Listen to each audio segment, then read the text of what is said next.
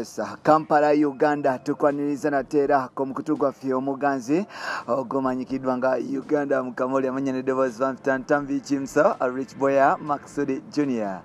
mwebale kuba nti mutambula naffe mwebale kuba nti mutwagala mwebale kuba nti mubikola byonna bwe twogerera omusajja mukulu amanyikidwa nga legendary Rwasa yalaze Diana Nabatansi kokata n'omukyala mukulu amanyikidwa nga Precious Remy nti waka Neda yafunye omukyala Emboko Fire bamuyita Angel ngono yali mukozi yali wa mukyala wa mukozi omukulu radio amanyikidwa nga Misainwe wali ku 100.2 Galaxy FM zina mpola mpola bwatyo Angel yagudde mu bintu Diana Nabatanzi kwogata ne Precious Remy amaziga gabata Rich Boyawo Ntambi Jimsowo Jimso 16 ku Twitter geno munonye ko Ntambi Jimso 5 wali ku Instagram oli wadde mu kwanto nonya ko mpola mpola tambule fenna wolokoso nebisigado byonna twabirekera bali eri bafala anayenga tetwasala okuba ntukuletera amawulire agali authentic webale kuba nti otambula naffe moja ngenda kusaba ekintu kibugwa ate nabakuba nti subscribing now tusobole okuba ntukivimba mu city Kampala Uganda nowolokoso tewali bigambo birala kankutuuseko embaga nga bwe yatambudde mpola mpola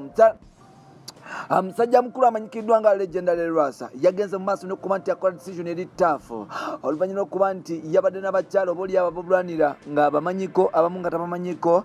yagenze mu maaso n'okuba nti akola decision ekyasinza okubeera ey'ettabu era nga decision eno yesinga okubeera ey'ettabu n'okubeera nti nnungi mu Uganda bw'otunulira mpola mpola omusajja ono wabaddewo abakyala babiri nga bonna bakola ku TV omu ng'akola ku BBS telefone yaffe eyawano omukyala mukulu we bamuyita Princess Diana Nabatansi kogatane Jack Apia wa Uganda omukyala mukulu amanyikiddwa nga Precious Remy mpola mpola bano nno bagenze mu maaso n'okuba nti obaoliawo bagenda okulaga musajja mukulu amanyikiddwa nga legendary Rwasa omukwano era bamulaze interest nti obaoliawo mu byanonya byonna babirina bagenze mu maaso n'okuba nti bamwepikira n'okuba nti bamulaga omukwano ogw'ekimemete legendary Rwasa yagenze mu maaso n'okuba nti obaoliawo atunuulira alabe oba abakyala bano bonna babikola wano nno abakyala bakoze ekintu kimu batandise okuba nti beesuunasuna kugata n'okwesuula mpola mpola mukuba nti beesuunasuna n'okwesuula kyabadde kya tabu nnyo in that wabaddewo obuzibu obwatuuseewo era nga Rwasa teyasobodde kuba nti abugumiikiriza mpola mpola jjukira twavayo ne tukuripotingira olutalo olwaliwo olukukutivu wakati wa mchara mkulu amanyikiddwa nga Precious Remy Kogata ne mchara mkulu amanyikiddwa nga Diana Nabatanzi. Now Rwasa yasobodde kuba nti abigomera yagenze mu maaso n'okuba nti afuna omukyala bamuyita Angel omukyala ono aweri saidi zeruwero yes mukyala muganda mulungi bulungi nga bw'omulaba awo mpola mpola mukyala oyo mulungi ebyaddala twakitegeddeko nti musajja mukulu yagenze mu maaso n'okuba nti amusiima n'okuba nti amutuusako n'okuba nti amutuusako buli kyayagala ati yasobodde kuba nti ebintu bino babimalira mu ending tears ng'abantu abasinga we bakyagala ab'e Uganda wabula ekintu kino kyagenze paka mu bakadde era nga legendary Rwasa yasobodde okuba nti akyala ew'omukyalo ono omukyalo ono bamuyita Angel yali girlfriend wa Mr. Henry akola ku 100.4 100.2 Galaxy FM era nga omukyalo ono yasobola okuba nti asuulibwawo Mr. Henry Angel yasobola okuba nti asuulibwawo Mr. Henry nga Mr. Henry agamba nti talina ntobo edeetinga abakyala abaavu era mukyalo ono yali asula ku Slama Road mpola mpola yagenda maaso n'okuba nti amuziira mu muzigo ono ng'agamba nti gwe fala oli mwavu yasobola okuba nti atambulamu mpola mpola era ng'omukyalo ono yasula nga muzigo ng'akaaba ng'agamba nti omuvubuka gwe nayagala ebyala aliyansuulawo Mr. Henry yagenda maaso n'okuba nti anoonya omukyala era nga yagwa ku mukyala enamu akasente bamuyita Prima ngono mukyala wa Joe Steady mpola mpola wano nno Prima yagenda mu maaso n'okuba nti afunza Mr. Henry mpola mpola era nga bagenda mu maaso n'okuba nti bagoba Joe Steady nga bagamba nti Joe Steady wakati akyalina n'omuvubuka mupya star nnyo ate nga ebintu abikola mpola mpola bagenda mu maaso n'okuba nti babikyusa system era nga Mr. Henry yagenda mu maaso n'okuba nti asuulawo Angel n'agenda mu maaso n'okuba nti akaaba now wetwogerera kati excuse me wetwogerera kati Misenre naye gakabaga akomba Angel yasobola okuba nti akwata omusajja omukaga nga mutemizinga mu by 10 even and beyond because fena tukimanye nti yes yala mani yafumbirwa omukazi nze ndi yala naye omukazi tasobola kumpa sagala ali abagakatona mugulungezaako olabe bakuwana ogwo omukyala ali eyo nze ndi yala naye tebali mpasa kullo musajja mukulu amanyikidwa nga Misenre yakkiriza yala okuba nti amukuba bwe kityo omukazi namwasa sono lwekyo Angel naye gena maaso n'okuba nti agenda wansi ku mavivi n'asaba omusajja oyo asobola okuba nti amukolera ebyakabi omusajja oyo asobola okuba nti amubeererawo omusajja oyo asobola okuba nti tali muvaamu omusajja oyo asobola okuba nti alimanya abeewaabwe naye n'amumanya omusajja oyo asobola okuba nti atukkiriza ebirooto bye bambi Angel over the weekend yasobola okuba nti akikola bambi yagenze mu maaso n'okuba nti afuna omusajja mpola omusajja ono simula muyita General Lwasa basobodde okuba nti bagenda maaso n'okuba nti bakola ebyafaayo era nga omusajja ono yagenze maaso n'okuba nti amukuba embaga nagenze mu maaso n'okuba nti obaoliawo mulaba yagenze mu maaso obaoliawo n'okuba nti mulaba mpola era nga nasobodde okuba nti nzikiriza nti yes love esobola okuba nti ebeerawo wano nno twagenze mu maaso okukizuula nti obaoliawo General Lwasa yakyadde era nga omukyala Angel kyasoose okufuna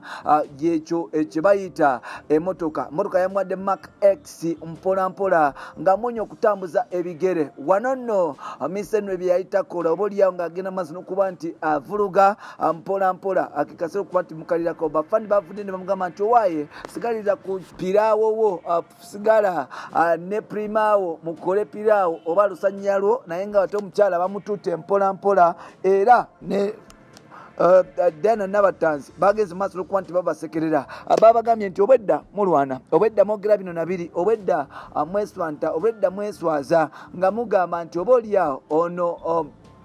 omusajja agenda maaso n'okuba nti alonda oba afuna best choice nga mugamba mulowooza best choice atasobodde kuba nti akyala wa faith tasobodde kuba nti abakyalira mmwe wabula yafunye omukyalo omulala twogera General Lwasa recently General Lwasa yamaze okuba nti asulawo tawere era nga abakyala kono bazzeho ku street jjukira nti bano nno ebyabwe bagenda maaso n'okuba nti beerangira n'okweroga era nga mukyala mukulu amanyikidwa nga Diana Nabatanzi asobola okugenda maaso n'okuba nti afiirwa eddoboozi lye nga bamuloga Precious Remi nga amuloga nga agamba nti ono eddoboozi kirabika lirimuwagawaga yagenda maaso okuba nti amuloga era nga yagenda maaso okuba nti afiirwa eddoboozi wano nno yes few days back yasobola okuba nti againinga eddoboozi era nga omukyala ono yazzeewo ku TV nga acapa mpola wabula Precious Remi yasobola okuba nti agenda maaso n'okuba nti yeewana ng'agamba nti nze nava Masaka tewali muntu asobola okuba nti anyingira oyo omukyala gwe bayita Diana Nabatanzi alina okuba nti addayo gyerabirire mpola ekintu kyagenda maaso n'okuba nti kimutabukako era nga omukyala ono yasobola okuba nti agenda mukoma mpola eddoboozi ne lifa bwefefeferebefe mpola paka ssaawa zino wano nno twali tulowooza nti Remi ageze maaso n'okuba nti awangula era ffenna twali tulowooza nti obaoliawo Remi alindiridde mbaga kumbe ng'ebintu bigenda kutaninga upside and down era nga Remi naye bamusuddewo wano nno omugaga si muntu jjukira recent amawulire gavaayo galaga nga Lwasa bwe yawa mukyala mukulu amanyikidwa nga Diana Nabatanzi Prado empya era nga amwebaza olw'okuba nti amwambaza n'okumugulira obugoye obw'ettabu n'okuba nti amubeerawo mu sisimu era amawulire gavaayo ne galaga nti obaoliawo Diana Nabatanzi yagenda maaso n'okuba nti akikuba nga bamuwaana nti olw'okuba nga ye Diana Princess Diana owa Africa ageze mu maaso n'okuba nti awangula munnakatemba munnabyamizannyo ate nga mu star manyikidwa nga Jack Appiah munjogera ku Jack Appiah manjogera ku Precious Remi mukyala muddugavu bulungi alabika nga abaddugavu buli kimu akirina ekyawano era nga mukyala ono agenda maaso n'okuba nti akivimbamu mpola so n'olwekyo abasinga bamuyita Jack Appiah Africa atwagenda maaso n'okuba nti obuliawo tulaba Jack Appiah wanguddwa oluvannyuma okuba nti bavayo ne basuusuuta mukyala mukulu amanyikidwa nga Diana Princess Diana omumbejja wa Bungereza oba mumbejja wa wano owa Buganda amanyikiddwa nga Diana Nabatanzi omukwano gwagenda maaso n'okuba nti gubasuula mu kabu naye ng'ate omukwano bagenze mu maaso n'okuba nti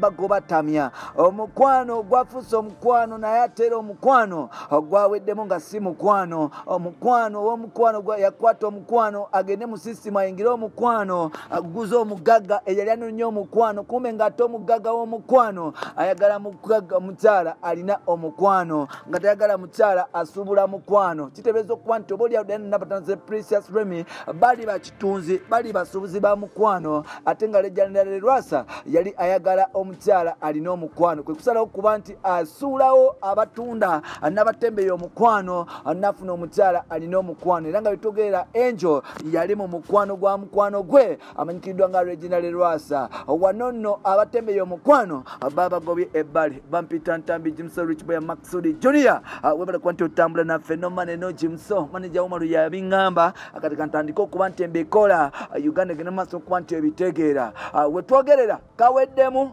yes mpola mpola Diana Nabatanzi Kogata Precious Remy ekintu babasuddewo mpola mpola bampita Ntambi Jimso tali wange gwe yali mupya oliwaddemu okuba nti osubscribe nga tutambule ffenna mpola mpola sawa zino ate nga tusobola okuba nti tukutuusako ebyetabu ebyakabi ebigenda mu maaso okuba nti bitrending mu Uganda. Bye bye for now.